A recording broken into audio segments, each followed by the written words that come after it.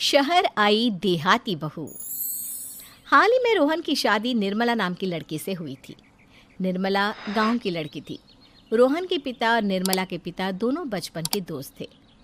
उन्होंने बचपन में ही एक दूसरे से वादा कर लिया था कि दोनों बच्चों के बड़े होते ही उनकी शादी करवा देंगे। इसलिए वादे के अनुसार रोहन के पिता निर्मला को अपनी बहू बनाकर घर ले आते हैं। निर्मला अपने साथ अपनी गाय भी लेकर आ जाती है और उसे घर के आंगन में बांध देती है।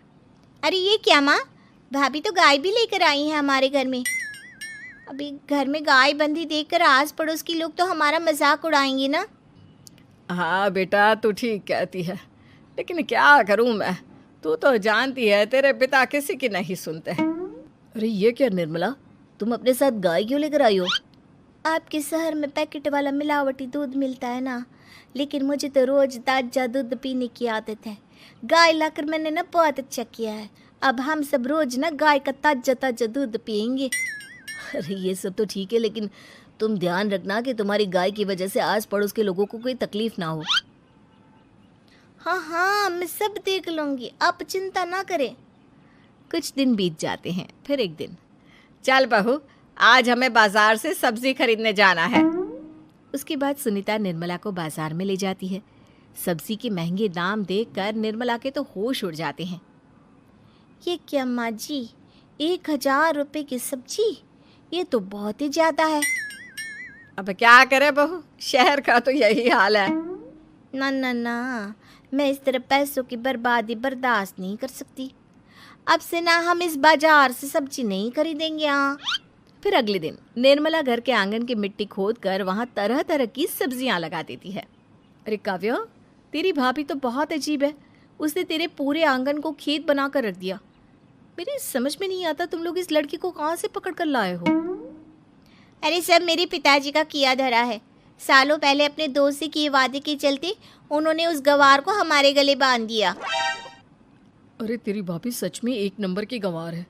उसे तो ढंग के कपड़े पहनने तक नहीं आते, ऊपर से उसने तेरे घर को गांव का तबेला बनाकर रख दिया है। उन औरतों की बातें सुनकर काव्या को बहुत बुरा लगता है। फिर वो अपने भाई रोहन से इस बात की शिकायत करने लगती है। रोहन निर्मला को समझाने की बहुत कोशिश करता है, लेकिन निर्मला के आगे उसकी एक नहीं चलती। फिर एक दिन रोहन निर्मला को एक शादी में ले जाता है। सभी मेहमान खाना खाने में व्यस्त थे। उधर रोहन भी अपने दोस्तों से गप्पे लड़ाने लगता है। तभी निर्मला तंदूरी चिकन के स्टॉल से ढेर सारे लेग पीस उठाकर अपने पर्स में डालना शुरू कर देती है। घर जाने के बाद इसे फ्रिज में रख दूंगी और कल सुबह मैं चीज़ सिखाऊंगी। फिर खाना खाने के बाद दोनों पति पत्नी वहाँ से जाने लगते हैं, लेकिन तभी दुल्हन का भाई उन्हें रोक लेता है। अरे ये सब क्या है? मैंने यहाँ खाना खाने के लिए सबको बुलाया था, खाना चोरी करने के लिए नहीं। तुमने पर्स में जो चिकन के लेग पीस छुपा रखे ना, चलो बाहर निकालो उन्हें। दुल्हन का भाई फौरन निर्मला से पर्स छीनकर सारे लेग पीस बाहर निकाल लेता है। मैंने इतना खर्चा करके खाने पीने का इंतज़ाम किया है और तुम हो कि यहाँ से खाना चोरी करके ले जा रही हो? शर्म आनी चाहिए तुम्हें। वहाँ मौजूद सभी लोग निर्मला को भला बुरा कहने लगते हैं। अपनी बेइज्जती होते देख रोहन दुल्हन के भाई से माफ़ी मांगकर निर्मला को घर ले आता है। निर्मला, आज तुमने सबके सामने मेरी नाक कटवा दी। आखिर तुम्हें चिकन के पीस चुराने की ज़रूरत क्या थी? मुझे माफ़ कर दीजिए रोहन जी। दरअसल ना, हमारे गांव में जब भी शादी होती थी तब मैं और मेरी सहेलियाँ इसी तरह शादी से ढेर सारा खाना लेकर आते थे। मुझे नहीं पता था कि मेरी इस गलती से आपकी इतनी बेइज्जती हो जाएगी। मुझे माफ़ कर दीजिए, आज के बाद ऐसी गलती कभी ना करेंगे। इतना कहकर निर्मला रोने लगती है। निर्मला को रोते देख रोहन का दिल पिघल जाता है और उसे माफ़ करके गले लगा लेता है। इस तरह कुछ दिन बीत जाते हैं। फिर एक दिन रोहन उदास होकर घर लौटता है। रोहन के कपड़े बुरी तरह फटे हुए थे। अरे बेटा, ये सब क्या है? किसी के साथ मारा पीटी हो गई है क्या? नहीं माँ, आज हमारी ज़िंदगी का सबसे बुरा दिन है। म्यूनसिपालिटी वालों ने हमारी दुकान तोड़ दी। आज से हमारी आमदनी पूरी तरह बंद हो गई। हे भगवान, हमने तो किस्त पर ढेर सारा सामान ले रखा है। अब हम सारे सामान की किस्त कैसे चुकाएंगे? मेरी तो सोचने समझने की शक्ति ही खत्म हो गई। पता नहीं आगे हमें और कितनी मुसीबत झेलनी पड़ेगी। आप सबको ना चिंता करने की ज़रूरत ना है, मैं सब ठीक कर दूंगी। तो कहना क्या चाहती है बहू? हम ना बोल कर नहीं बल्कि करके दिखाएंगे। हाँ। उसके बाद निर्मला अपने पिता को फ़ोन करके गांव से 5 गाय मंगवा लेती है और फिर अगले दिन निर्मला सभी गायों का दूध निकाल कर बड़े बर्तन में भर लेती है। तुम ये सब क्या कर रही हो निर्मला? मेरी तो कुछ समझ में नहीं आ रहा। हम ना इन गायों का दूध बेचने जा रहे हैं, उसके बाद हमारी पैसों की समस्या खत्म हो जाएगी। हे भगवान, बस यही दिन देखना बाकी रह गया था। भाभी दूध वाली बनकर दूध बेचेंगी तो मोहल्ले में इज्जत क्या रहेगी हमारी? सभी लोग हमें तरह तरह की ताने मारेंगे। आप ना ऐसी बेकार की बातें ना करो काव्या जी। जब जेब का पैसा और पेट की रोटी छिन जाती है तो इंसान पहले अपने और अपने परिवार के बारे में सोचता है। और वैसे भी जिस काम से हमारा घर चले उसकी कभी ना बुराई नहीं करनी चाहिए। फिर निर्मला दूध के 2 बड़े बर्तन साइकिल के दोनों तरफ लटकाकर मोहल्ले में घूमने लगती है।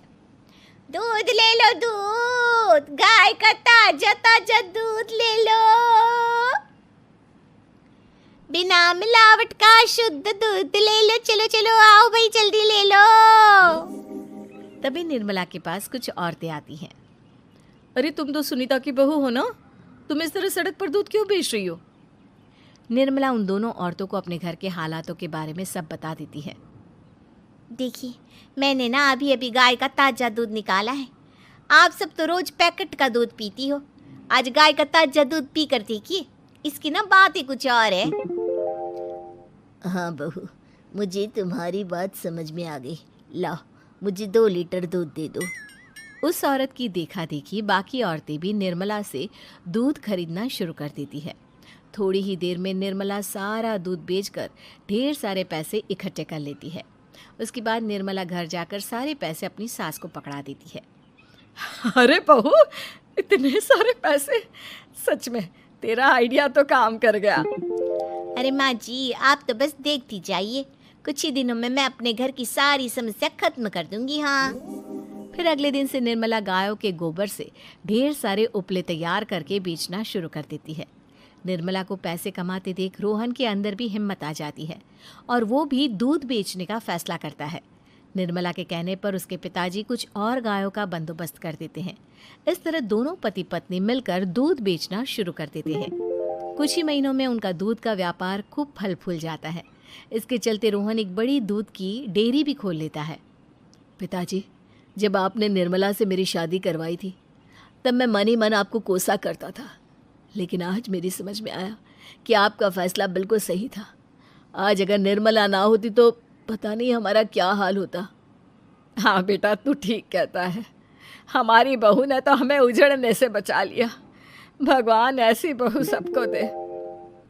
इस तरह निर्मला की समझदारी के चलते सब कुछ ठीक हो जाता है और वो सभी हंसी खुशी अपना जीवन जीने लगते हैं।